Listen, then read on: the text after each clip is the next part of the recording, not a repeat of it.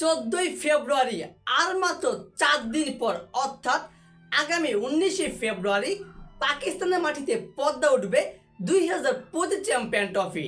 আর সেই চ্যাম্পিয়ন ট্রফির জন্য আজকে মধ্যরাতে দুবাই উদ্দেশ্যে রওনা দিয়েছে বাংলাদেশ ক্রিকেট দল।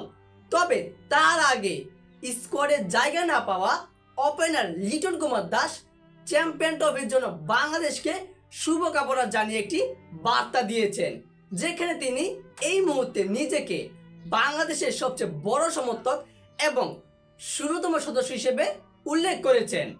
চ্যাম্পিয়ন ট্রফিতে বাংলাদেশের প্রত্যেকটা রান, উইকেট এবং ক্যাচের জন্য গলা ফাটিয়ে উদযাপন করবেন লিটন কুমার দাস। দর্শক, 2025 চ্যাম্পিয়ন ট্রফি যখন স্কোয়াড ঘোষণা করা হয়েছিল তখন অনেকেই অবাক হয়েছিল, পুরো বাংলাদেশের প্রায় অধিকাংশ ভক্ত সমর্থকরাই অবাক হয়েছিল লিটন কুমার দাসকে স্কোয়াডে জায়গা না দেওয়া।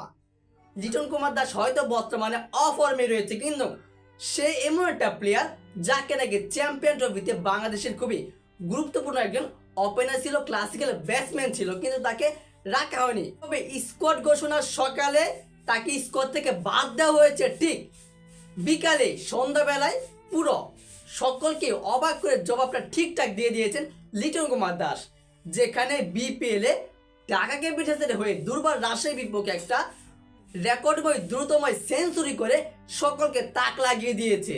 তাছাড়াও সে অনেকগুলো ভালো ইনিংস খেলেছে বিপিএল দিয়ে। সে সকলকে এটাই বোঝাতে চেয়েছিল যে আমি যে কি মানের প্লেয়ার সেটা হয়তো তোমরা জানো না, হয়তো তার ফর্মটা কিছুটা খারাপ যাচ্ছে। তার পরিবর্তে স্কোরে জায়গা দেওয়া হয়েছে তরুণ ওপেনার পারভেজ হোসেন ইমন, যে কিনা এখনো পর্যন্ত বাংলাদেশের লাল সবুজ জার্সিতে ওয়ানডেতে ক্রিকেট খেলে নাই। সেই প্লেয়ারটাকে সুযোগ দেওয়া হয়েছে চ্যাম্পিয়ন ট্রফিতে আইসিসি টুর্নামেন্টে, আর বাদ দেওয়া হয়েছে অভিজ্ঞ ওপেনার বলতেই পারেন, কেননা সে দীর্ঘদিন যাবৎ বাংলাদেশ ক্রিকেটটাকে সার্ভিস দিয়েছে। তাকে স্কোর থেকে বাদ দিয়েছে লিটন কুমার দাসকে বাংলাদেশ ক্রিকেট বোর্ড। তবে আমার মতে আমি ভেবেছিলাম, হয়তো অনেকেই ভেবেছিল লিটন কুমার দাসকে 2025 চ্যাম্পিয়ন ট্রফি স্কোরে রাখবে এবং রাখার 100% যোগ্যতা ছিল এবং অভিজ্ঞতাও ছিল, দরকারও ছিল। দর্শক, আপনাদের কি মনে হয় চ্যাম্পিয়ন ট্রফিতে কি লিটন কুমার দাসকে রাখা উচিত ছিল নাকি? এই বিষয়টা আপনার কমেন্ট বক্সে জানিয়ে দিবেন।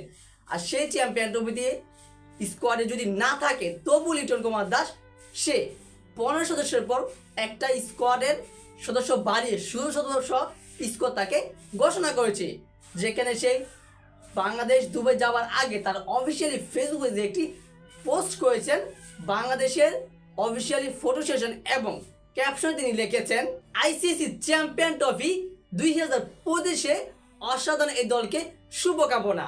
আমার বিশ্বাস আকর্ষণীয় এই টুর্নামেন্টে দলটা নিজেদের সেরাটা দিয়ে খেলে যাবে। টাইগাররা কিভাবে খেলে সেটা পুরো বিশ্বকে দেখিয়ে দাও। এরপর চ্যাম্পিয়ন ট্রফিতে নিজের না থাকা নিয়ে লিটন লেখেন, আমি স্কোরে যুক্ত হতে পারিনি, কিন্তু এই বিষয়টি এখন দলের সবচেয়ে বড় সমর্থকে পরিণত করেছে। প্রতিটি রান, ক্যাচ এবং উইকেটের জন্য উদযাপন করব। তোমরা ভিন্ন ভূমিকায় তোমাদের 16তম সদস্যকে পাশে পাবে।